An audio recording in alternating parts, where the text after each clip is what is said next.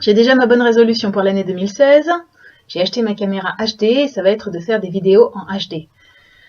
Histoire que ce soit de meilleure qualité, que ça ait un côté un petit peu moins artisanal et puis aussi pour que je puisse me filmer ailleurs que là avec ma webcam dans ce bureau, sinon tu vas en avoir marre de mon bureau à force. Si, je te promets, tu vas en avoir marre. Bon, revenons à nos moutons. Hier, je t'ai parlé de elle, donc aujourd'hui, parité oblige, je vais te parler de lui. Ceci est donc le magazine Lui, numéro de décembre-janvier 2015-2016. Bon, déjà, la première chose que je constate, c'est que lui est plus feignasse que elle, hein, parce que ça paraît donc une fois tous les 2 mois, alors que elle est un hebdomadaire. Ensuite, qu'est-ce que j'ai constaté dans ce magazine que j'ai lu ce week-end? Au niveau des pubs, vous allez croire que ça m'obsède les pubs. Au niveau des pubs, on est quand même encore dans un assez fort pourcentage, puisque sur 194 pages de mag, on en a 62 qui sont consacrées à la pub, ça fait à peu près 32% si mes calculs sont bons. Ceci étant, c'est pas exactement les mêmes pubs, hein. Là on est quand même dans de la pub virile, c'est pour l'homme, quoi. C'est moins, on voit déjà moins de gonzesses, et puis ensuite c'est plus des produits de mecs. Qu'est-ce qu'il y a d'autre dans ce mag? Alors déjà, j'ai appris que c'était Frédéric Becbédé qui était le rédac-chef. Je ne savais pas, moi, que Frédéric Becbédé, en plus d'être auteur et scénariste et de tous les trucs qu'il faisait, il était rédac-chef de lui. Ben voilà, j'ai appris quelque chose. Je me suis endormie moins bête après ce week-end. Dedans aussi, on trouve une longue interview, très longue, très longue, mais vraiment très longue, de François Damiens par Frédéric Becbédé. Elle est vraiment très longue et pas forcément congestionnante d'intérêt.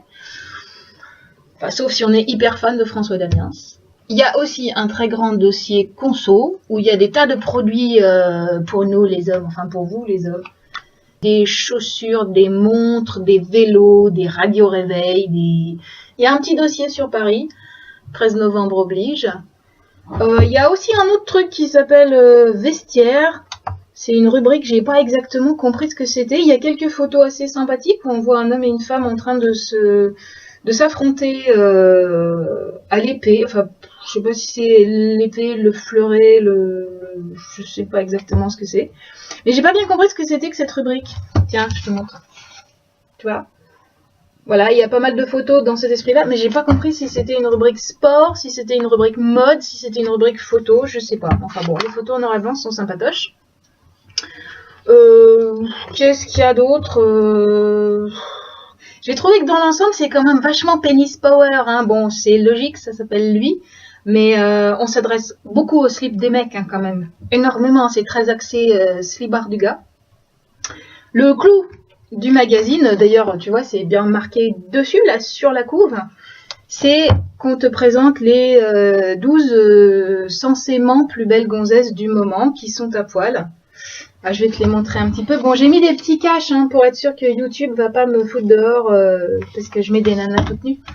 Donc, il y a des petits caches. La réflexion que je me suis faite, je sais pas, comme ça, c'est que elles sont super maigres, non, ces nanas? Alors, moi, j'aimerais bien, messieurs, si vous regardez cette vidéo, que vous réagissiez. Est-ce que, réellement, des nanas comme ça fait super triper quand on est un mec? Genre, est-ce que vraiment ça fait bander quand elles sont si osseuses que ça? Pourtant, je me souviens d'une époque où dans lui, il y avait des nanas, elles étaient pulpeuses. Genre, je me souviens d'un lui avec Fiona Gélin, par exemple. La nana, elle avait encore des seins, des hanches, des fesses, enfin, quelque chose qui donne envie, quoi, d'aller y mettre le nez ou la main ou le reste. Voilà, je sais pas. Elles sont pas un peu maigres? Bon, maintenant, je suis peut-être un peu obsédée par la question du poids des femmes et de cette maigreur qu'on nous survend partout dans les médias. Je sais pas, c'est très possible. Et donc, du coup, la réflexion que je me suis faite, c'est puisqu'on a des nanas à poil dans lui, pourquoi est-ce qu'on n'a pas des mecs tout nus dans elle? Non mais sérieusement, parce que ça veut dire que donc les mecs ils tripent de voir des gonzesses toutes nues. Moi j'aimerais bien voir aussi des mecs tout nus. Par exemple, si dans Elle, au lieu de nous mettre des actrices, ils avaient mis les 10 plus beaux mecs à poil, mais genre complètement à poil, parce que là les nénettes, on leur voit quand même les seins, on leur voit quand même la choupinette. Donc moi j'aurais bien aimé qu'on nous mette des mecs tout nus, mais vraiment genre tout nus, qu'on voit bien le sexe, tout ce qui va avec, le truc, les 3 pièces, etc. Ça m'aurait fait triper. Pourquoi on voit jamais de mecs nous tout nus? Je sais pas, c'est encore 2 poids 2 mesures, ça me gêne un petit peu. Donc voilà, donc j'ai lu lui.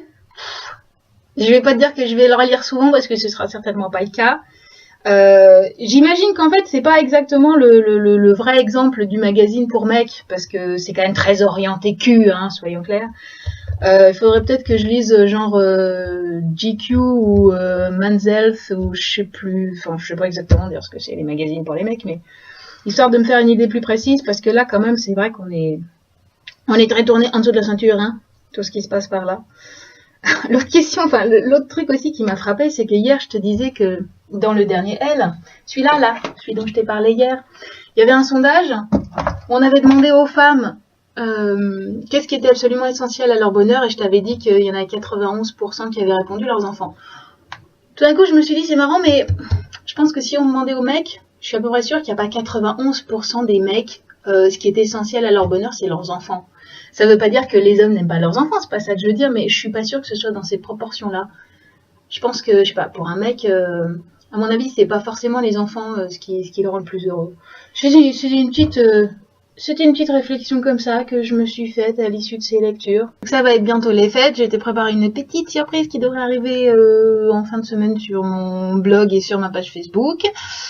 Et si tu aimes mes petites vidéos, ce que je fais, ce que j'écris, ma petite bouille, mon univers, n'hésite pas à t'abonner à ma chaîne YouTube, à t'abonner à mon blog, à liker ma page Facebook, à partager ce que je mets en ligne, à me suivre sur Twitter, etc., etc., etc., etc. Juste pour me faire plaisir. S'il te plaît, allez, juste pour me faire plaisir.